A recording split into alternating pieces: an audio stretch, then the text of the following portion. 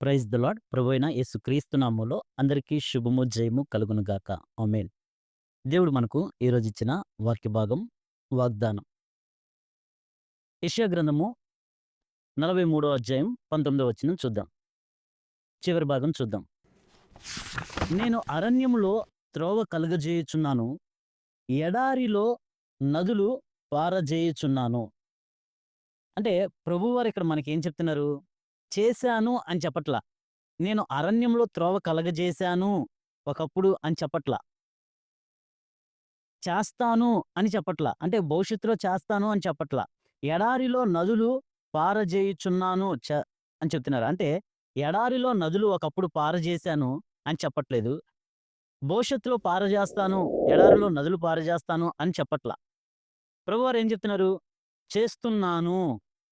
నేను అరణ్యంలో త్రోవ కలుగ చేస్తున్నాను. అంటే చేయుచున్నాను అంటే గోయింగ్ ప్రాసెస్. ఎడారిలో నదులు పారజేయుచున్నాను. అంటే ఇప్పటికీ జరిగించుచూనే ఉన్నారు. ఏంటిది? ఇదిగో నేనొక నూతన క్రియ చేయుచున్నాను. ఇప్పుడే అది మొలుచును. మీరు దాన్ని ఆలోచింపరా? అంటే నూతన క్రియ చేశానని చెప్పారా? చేస్తాను అని చెప్పారా? చేయుచున్నాను అంటున్నారా? చేయుచున్నాను అంటున్నారు. ఇది ఒకప్పుడు భక్తులకి కాదు, గడిచిపోయిన భక్తులకి కాదు, అందరికీ సంబంధించిన దేవుని యొక్క వాక్యం. మన జీవితంలో గూడా నూతన క్రియలు చేస్తానని చెప్తున్నారు. మన జీవితంలో గూడా ఎడారి లాంటి పరిస్థితుల్లో నేను నదులను పారచేస్తాను. నీ జీవితంలో, నా జీవితంలో అరణ్యమైన పరిస్థితుల్లో నేను త్రోవను కలుగజేయుచున్నాను. అంటే ఎప్పటికీ దేవుడు నూతన క్రియ చేస్తూనే ఉంటారు.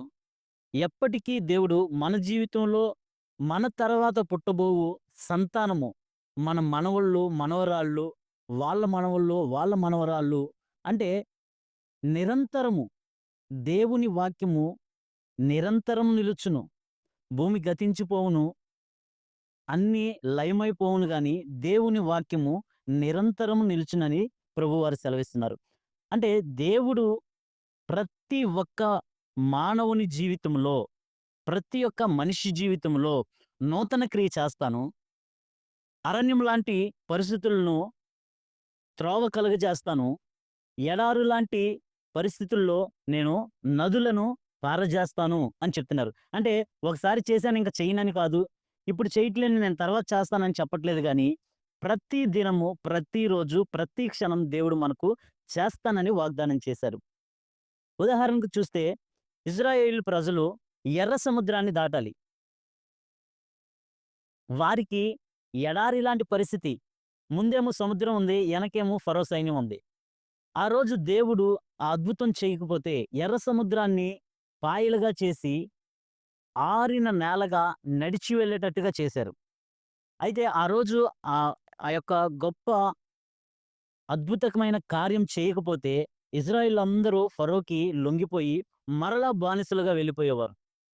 మరలా బానిసలుగా వెళ్ళిపోతే దేవుడు చేసిన వాగ్దానం ఎట్లా నెరవేరుతుంది? నెరవేరదు కదా!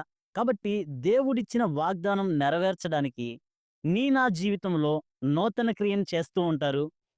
ప్రతి పరిస్థితుల్లో త్రోవను కలుగజేస్తూ ఉంటారు. త్రోవ ఉండదు. మనకి ఏ దారి లేదా అని మనం అనుకుంటాం. అలాంటి పరిస్థితుల్లో దేవుడు ద్వారం తెరుస్తారు. త్రోవను కలుగజేస్తారు. ఈ ఎడారి ఎండిపోయింది. నా పరిస్థితి అయిపోయింది అని అనుకుంటాము. కానీ మరలా నూతనంగా ప్రారంభిస్తారు దేవుడు. అంత గొప్ప కార్యములు చేసే దేవుడు మన దేవుడు. కాబట్టి ఇట్టి కృప మనకు, మన కుటుంబంలో ఉన్న ప్రతి ఒక్కరికి దేవుడు దయచేయును గాక. ఆమేన్.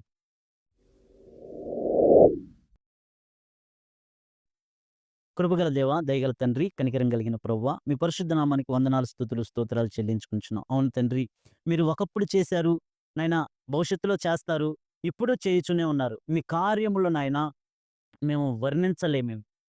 కాబట్టి ప్రభువా, ప్రతి మనిషి జీవితంలో, ప్రతి ఒక్కరి జీవితంలో నూతన క్రియ, ఎడారిలో త్రోవ, నాయనా ఎండిపోయిన భూమిని నీటి మడుగులుగా చేయడానికి సమర్థవంతమైన దేవుడు. కాబట్టి ప్రభువా, ఇదిగో ప్రభువా, వినేవారిని నన్ను నాయనా నేను మీ చేతులకు అప్పగించుకుంటున్నాం తండ్రి. మీరే నాయనా మా పరిస్థితులకు చాలిన దేవుడు కాబట్టి మమ్మల్ని మేము నాయనా మీకు అప్పగించుకొనుచుండగా మీరే నాయనా మమ్మల్ని నడిపిస్తారని నమ్ముతూ, విశ్వసిస్తూ నజరేయుడైన యేసుక్రీస్తు నామంలో అడిగి పొందుకొని ఉన్నాం మా పరమ తండ్రి. ఆమేన్. Praise the Lord. ప్రభువైన యేసుక్రీస్తు నామంలో అందరికీ శుభము, జయము కలుగును గాక. ఆమేన్.